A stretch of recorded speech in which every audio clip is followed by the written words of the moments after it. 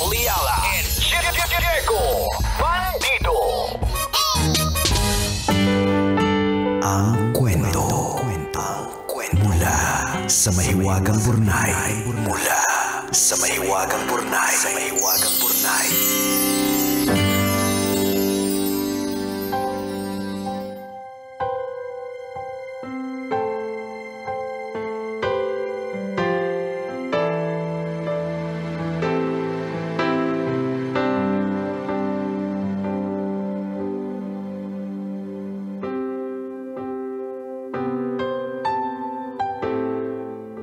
Kumikinang na tambalang Nicole Liala and Diego Bandido.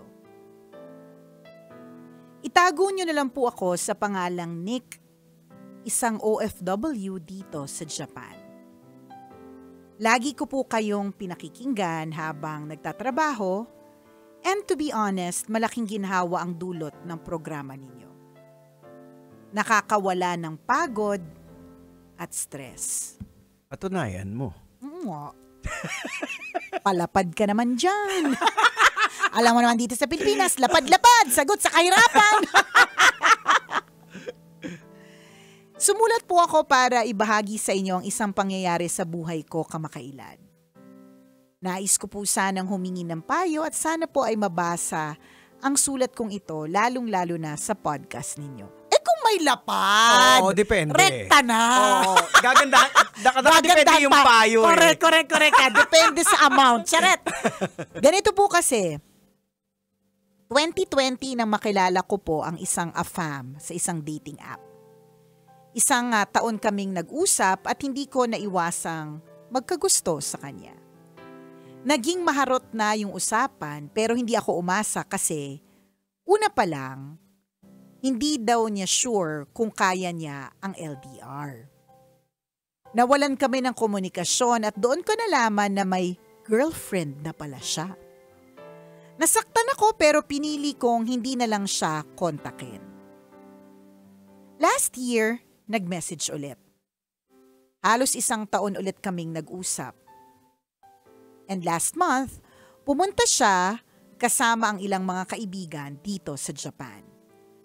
Bumiyahe siya ng 4.5 oras para makita ako. Wow, feel na feel. Nag-arcade, nag-karaoke, nagpa-picture sa photo booth at sinamahan pa niya akong mag-grocery. Paulit-ulit pa akong hinalikan sa noo. Minsan naman nakatitig lang siya sa mga mata ko habang nakangiti. Umuwi kami sa apartment ko at doon na rin siya natulog. Ay. At syempre pa, alam na this. At ayun na nga ang nangyari. Kinabukasan nung hinatid ko na siya, tinanong niya pa kung mamimiss ko siya. Sagot ko, oo. Pero may pakiramdam ako na baka hindi na kami magkita ulit. Ang sagot lang niya, we'll never know. Nang makaalis siya, nakaramdam ako ng kirot sa puso. Baka nga, hanggang dun na lang yun. Baka nga, isa na lang siyang alaala. Gusto kong ipagtapat sa kanya na gusto ko siya pero natatakot ako. Baka kasi hindi pa din siya ready sa LDR. Kumikinang natambalan, sasabihin ko ba ang tunay na damdamin ko sa kanya kahit hindi ako sure kung mutual. O mas mabuti bang itigil ko na lang ang pakikipag-usap sa kanya at tuluyan ko na siyang ibaon sa limot. Sana po ay matulungan niyo po ang naghihinagpis kong puso. Maraming salamat po at sana ay lalo pang pagpalain ang inyong programa. Ang inyong kumikinang na tagapakinig, Nick. Nick mo, Nick! Para kang tinamaan ng Nick kasi Nick mo! Nagkati-kati ka na sa Nick. Ano ba naman? Matapos mangyari sa inyo, magtatanong ka pa kung tatapat. Binigay mo na nga eh. Binigay mo na tapos, ay nako, ang hirap kausapin ng mga bata ngayon. Ay nako, hindi pero honestly, mahirap din talagang kausapin yung mga bata ngayon because of particular exposure sa social media. Yeah.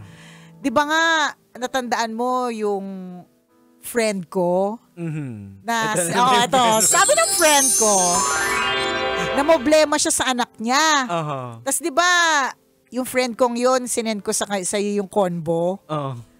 So sabi nung friend ko, yung anak daw niyang babae, parang nandun siya sa part na, yung babae bata pa.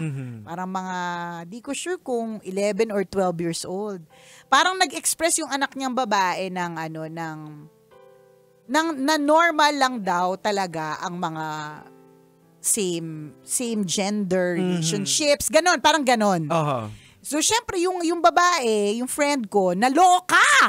Kasi bilang alam niya naman na sana hindi, yung mga ganong eklavu. Alam niya yung tama at mali. Parang ganon. At gusto niya na maayos yung kanyang junakis. Na ayaw din naman niyang hindi na mag-open up sa kanya yung anak niya. Gets mo? So, baka mag-shutdown. Baka mag-shutdown. So, yun yung sinasabi ko. My point is, hindi madaling makipag-usap sa generation ngayon. Kasi nga, exposed na sila eh. Hindi katulad dati na hindi naman tayo exposed sa mga bagay-bagay. So, alam lang natin na ito lang talaga yon at ito naman talaga ang dapat. Ngayon kasi may mga, may mga kaalaman na, may mga awareness na, may pag-agree ang maraming mga tao. Binibenta ang mga toys ng parang wala lang. Alam mo yung meron ako isang medyo na-shock ako na siguro, sabi ko, ano ba, matanda na ba ako? Malandi naman talaga ako nung araw. Or I'm just being a mom. Or nauna na kasi ako nagkamali in the past, kaya natatakot ako magkamali yung mga anak ko, yung mga ganun. Pero nashocked ako dun sa isang fina-follow ko na celebrity na siguro very, at nanay din siya eh. So parang very all out siya with intimacy na ang nagpo-promote siya ng mga laruan for intimacy or for kung wala kang ka-partner. Parang ganon. So parang na natin, diretso yun, sex toys. Correct, 'di ba? Parang may mga ganon na. Na-shocked ako kasi ganon na siya kabulgar na anyone that you follow may promote these things. Yung mga ganyan. So hindi ako nagmamalinis kasi hindi po ako malinis, promise. Hindi talaga. Pero nakakashock lang siya nowadays. Kaya parang katulad nito, gusto nating sermonan. Pero siguro siya, in her mind, normal lang naman yung ganun eh. Siyempre, inuwi ko siya sa apartment. Alangan namang walang maganap, di ba? Kasi, kaya ko lang nabanggit yung mga ganyang klase mga bagay, yung mga examples. Kasi, ang hirap pagsabihan, tapos sasabihin natin na, may nangyari na nga eh. Tapos ngayon ka pa hindi mo ba naisip yun bago? Pwede mo naman sabihin na. Di ba? Kaya ang hirap eh. Pero yun talaga yun. I mean, at the end of it all, kahit na masyado na matindi exposure natin to sex toys, to whatever it is, ganyan, iba pa rin yung merong kang actual na connection with the person and a relationship with the person. Bago ang lahat, sana. 'Di ba? Yung medyo nag-ensure ka lang ng kahit kaunti. Ulitin ko, hindi ako malinis. Mag-e-ensure ka namang ng kahit papaano. Hindi yung bigla-bigla na lang. Although, this can be a lesson. Yan. Lesson na lang din ito na sa susunod, hindi ka din basta-bastang bibigay. Sana sinabi mo man lang na, 'di ba, I like you. Kaya nga tinatanong ka nga who's your daddy? Ayan, 'di ba? Mga ganyang eksena. Di ba? Wala eh. Ganito lang. Simple lang natin. Siyempre, meron na kayong naging connection intimately. Di ba?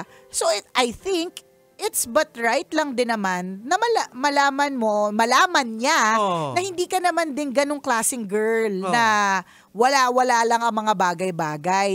See your feelings. Kasi you're sending signals din doon sa AFAM na yun na parang dahil wala ka nalang sinabi, wala kang in-expect sa kanya, so okay lang sa'yo. Kung ikaw yung mga tipong, hindi deserve ko naman ng more. 'Di ba? Deserve ko naman ng relationship. Deserve ko naman na i-try natin. Kasi maaring hindi siya ready for an LDR. Pero with seeing you, with having a night with you or whatever, baka naman magbago din, 'di ba? At hindi mo malalaman 'yan kung hindi mo susubukan. Tama. 'Diba?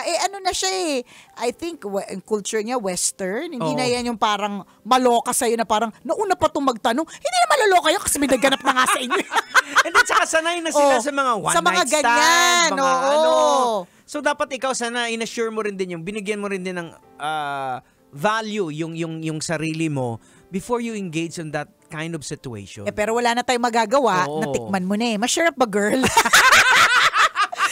At least doon na lang, ako na lang sa, hindi naman ako malinis. At least nag-enjoy ka na lang kung hanggang doon na. Tapos na, lessons to be learned. Yan. Na next time, kailangan pala, kasi ako yung tipo ng taong in a relationship, gusto ko ng assurance.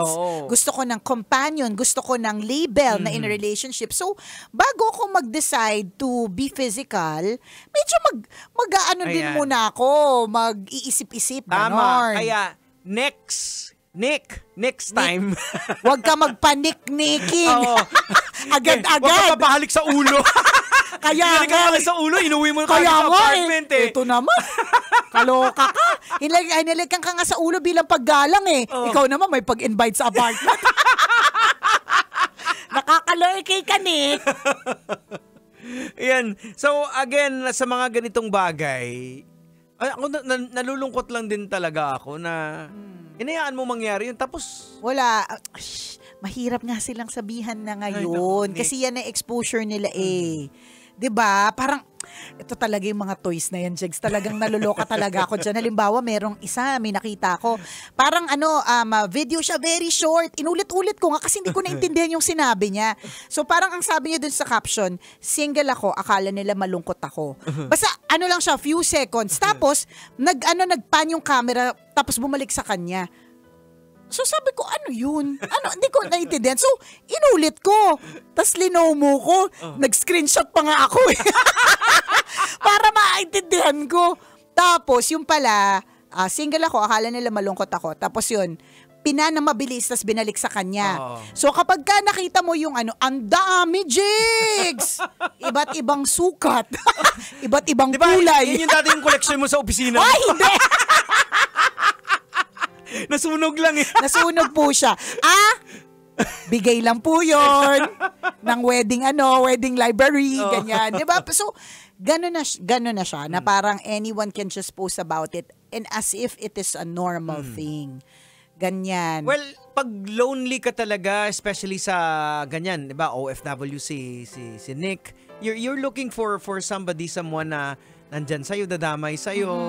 Mahirap din ang sitwasyon, pero kung gusto mo lang din naman na hanap ka ng taong tangible na nandyan, nahahawakan Correct. Totoo, mo. Huwag ka na totoo. maghanap sa iba. Lalong-lalo na, mahirap maghanap mahirap na ipilit dun sa taong hindi naman niya talaga trip ang LDR. Pero then again, yun nga, I mean, maybe in a span of 1 year, baka naman may magbago. So, ako, I'm all for still expressing your feelings. Sabihin mo. Sabihin mo, Then kasi kung wala lang sa kanya, and then move on. Wag na stop. At dun ka na sa sinasabi ni Jegs na maghanap ka ng taong nahahawakan mo sa tabi.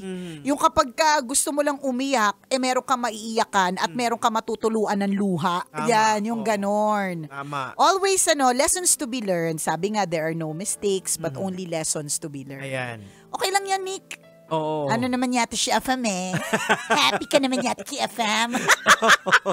So, yung importante na talaga. makita mo rin din yung perspective niya. Ano ba yung paningin niya dyan sa meron kayo, di ba? Kasi para sa kanya parang Wala lang. O parang trip lang, okay sa'yo, hindi ka naman nag-demand sa kanya, then ibig sabihin, okay ka sa ganitong setup. Correct.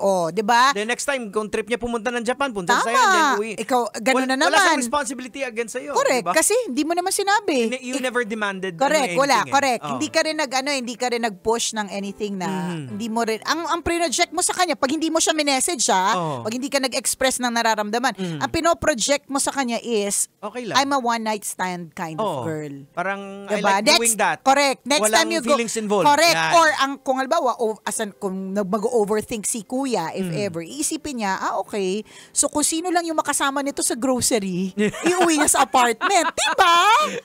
Diba? Pag hinalikan sa noo. Correct. Yun na yun. Ay, nako, ang hirap pa talaga. Basta Nick, tandaan mo Nick, you worth more than sa sarili mo. Dapat mataas ang worth mo So look for somebody na vina-value yung worth mo. Tama. Yan. Tsaka feeling ko ikaw yung tipo ng girl na who wants to truly be in a relationship na maayos. Uh-huh. Yun. So, yun yung hanapin mo at yun yung ipag-pray mo. You deserve someone better. True lalo! Hindi yung nabibisit-bisit lang sa Japan. Oo. Ginitian ka, tinitigan ka lang habang nakangiti. Correct. Gib na gib ka na agad. Iba din, Nick. Ay, naku, Nick mo. Nick mo! At paniking! 1:39, ako pong kumikinang na ulo, Diego At Bandido. ako kumikinang ina mo, Nicole Yala. Kailangan pa bang i-memorize yan? Basic!